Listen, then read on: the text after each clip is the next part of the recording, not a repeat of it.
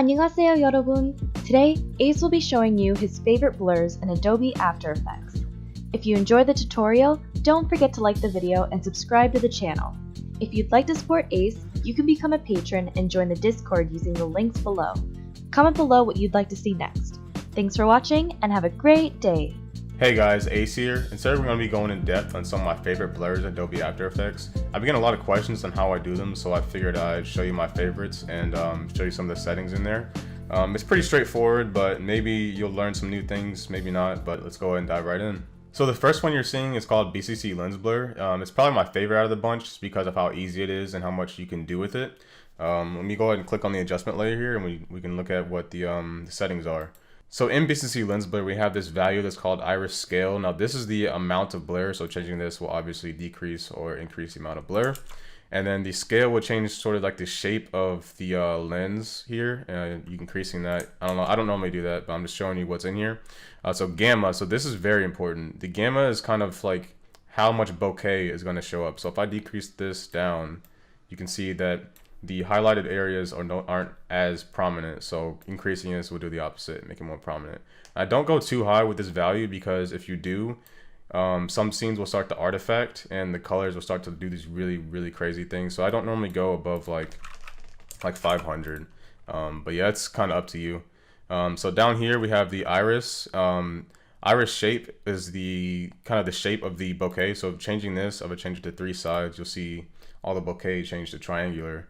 And then you can change the rotation of it as well. So if you wanted to animate this, you could do that. You know, there's all these different number of sides you can do. 6 is usually the best. I mean, it's default, but it looks nice. And then the bokeh right here, changing this value will actually change the bokeh itself. So if I decrease this, you'll see that the highlighted areas that are being bokeh'd are being affected by this value.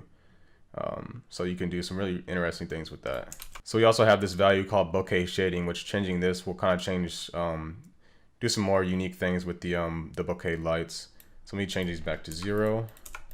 So next we have the noise tab, and in here you can change the noise inside the bokeh lights. So increasing the intensity, and then you can change, let me up the scale or change the scale so you can see what I'm talking about. So it's basically what it sounds like. If you ever use fractal noise, it's basically what's happening inside the lights. So you can adjust that to your liking there. Let me go ahead and Control Z this. And then next we have the highlights, and this is basically what it sounds like. Boosting the highlights will make the highlighted parts just brighter. So when you blur it and animate it, those highlighted parts will get brighter whenever it's blurring. And that's pretty much it. You got the threshold here to adjust that highlighted sensitivity, but that's pretty much it for BCC Lens Blur. Let me go and hop in our camera lens blur, which is a built-in effect into After Effects. So as you can see, camera lens blur does almost the same thing. The only problem I have with this effect is that it actually takes a little bit longer to render than BCC Lens Blur. Everything BCC usually works a lot better. It's nicer to work with. But let me go ahead and hop in and I'll show you guys how to use it.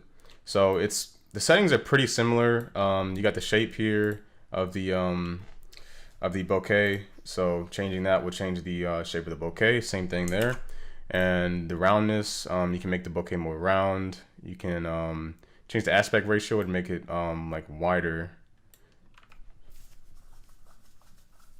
There we go. And we also have the rotation, same thing. And in our highlight tab, we have the gain, which is like, it's kind of like the boost setting in BCC. So decreasing this will make the highlighted parts less prominent. And then the threshold here is how sensitive this gain is. Yeah. So that's pretty much it for the lens blurs. Let's go and hop into our directional blur comp and I'll show you guys how to use that one. So first I figured I'd show you this without any effects so you can see the difference here. Directional blur is something that's really subtle but can add a little something to your cuts. So this is with nothing on it, and then I'm going to turn on BCC directional blur and let's see what this looks like. Open up these keyframes. So it's not a whole lot. With the directional blur, sometimes I'll add like my own manual shake or a slide to help the direction out, but let's look at these settings and I'll show you what you need to change. So in here we have the blur amount, pretty straightforward, but the angle of the blur is what's important. So let me go to a frame right here so you can see. and changing this angle. Let's say we go to 90 degrees. Doing 90 degrees would be good for a horizontal slide. If you're sliding and you want the scenes to kind of blur and they'll transition well together. So there's that. And then we have this value called the thinness, which is kind of like the it's how the layer is overlaid on top of each other. So increasing this will make the distance between those overlaid layers greater. So I keep that on 0. I don't ever turn that up. But that's really all there is. Spread is kind of similar, but it kind of spreads the blurred scenes over a greater distance. Kind of hard to explain, but I don't mess with that either. Not me personally, anyway. That's pretty much all there is to it. If you want to increase the threshold, you can do that, but that will just make the blur less noticeable. So that's all I have for BCC. And then the built-in version in After Effects is called just directional blur. So let me turn this one off, turn this one on. And this one's even more simplified because directional blur is so straightforward. But one thing I do want to note with the built-in version of directional blur is that when you start turning up the blur length here, just like we do with the BCC version, it will start to do this kind of black fringing thing, which I really don't like. It's a huge pet peeve. Oops, I mean to do that.